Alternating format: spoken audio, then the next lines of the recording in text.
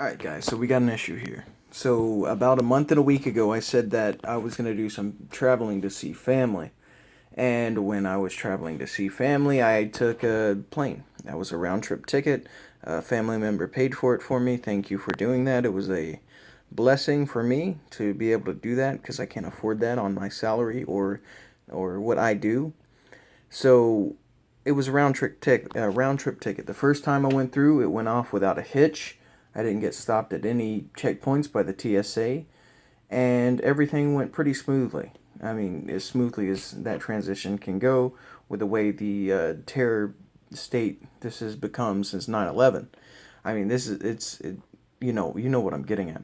But anyway, on the way back, this is where I ran into some issues. So on the way back, again, this is round trip, going back from Texas to Virginia. It was Virginia to Texas, and the very first airport that I stopped at to get on the plane, I got inspected by the TSA. Weird, but not that out of the ordinary. So that kept happening. Every airport. I had four separate planes I had conjoined flights to get to Virginia.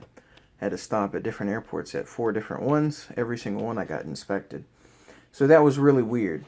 Another thing I thought was really weird is when I was stopped at an airport in Ohio.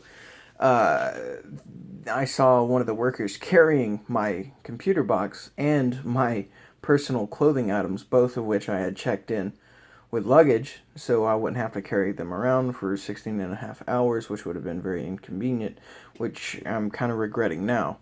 But what had happened is at some point during that time, I'm assuming when I saw one of the workers with my stuff, the TSA inspected my bags. But it wasn't just that time, it was all four times, because once I called them, they said that I had been flagged for some reason or another. God forbid what that reason could be. And they inspected me and my stuff at all four airports, apparently. And that one time, I just so happened to see them getting my stuff. And when they did that, not only did they go through all my personal items, my clothing and everything there, and left these lovely little notes here saying that it's for our safety and other passengers' safety, I'm sure it is. Um, they also inspected my computer, which is in a different computer box. It's not the same computer because it's a personally built computer. But I'll show you that in just a second. So as you can see here, it was clearly retaped over with TSA inspection tape. You can see that very clearly. Yeah, Transportation Security Administration inspected it. And upon opening it up, I found that my computer, which is right over here, if we can get a good look at it, the first thing that I noticed is that the box, I heard stuff shuffling around and shaking, and it didn't sound too good. It didn't sound very well at all. And what was shaking was my CPU. And if you don't know what a CPU is, that is essentially the most important part of a computer. It's what runs everything. It's the brain of your computer. And if you haven't noticed that already, my CPU was lodged in between these two metal plates, which is nearly impossible for it to get there by itself in shipping process. So at some point it was placed there.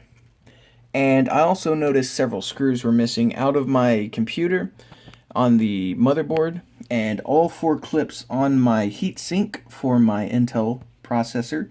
All four of them were broken, and two of them were missing. I found one of them, the other one I still haven't found.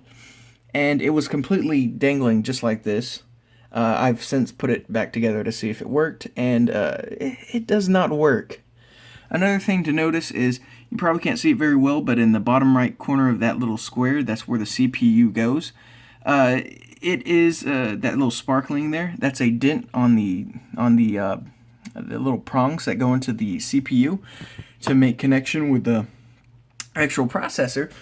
So when that's bent, it doesn't make connection and it doesn't work. So that's another thing that ruins the entire motherboard. That's another couple $100. And a fun fact is that this thing doesn't just come open by itself or being shooken around.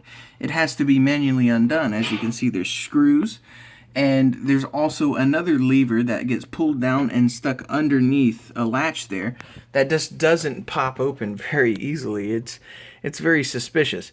And there were several other screws and several other cords that were undone and put back in a disorderly fashion, as you can probably tell.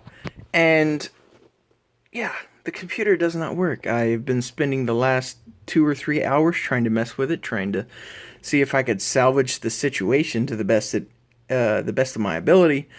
And I've currently gotten contact with the TSA, and we're trying to work out a situation. And all they gave me is a form and said, send it into the TSA, and we'll see what we can do. I guess it's either way. Even if they completely replace my computer, this is the crappy situation because it's an unnecessary situation where, for whatever reason, they didn't. Mind you, they didn't do that on the first time. And I shipped the same computer, everything the same, packed the exact same way with all the same equipment, everything. And they didn't do anything. They didn't do anything the first time. Why did they do it the second time? I don't know. I don't know if I looked more suspicious that time or what.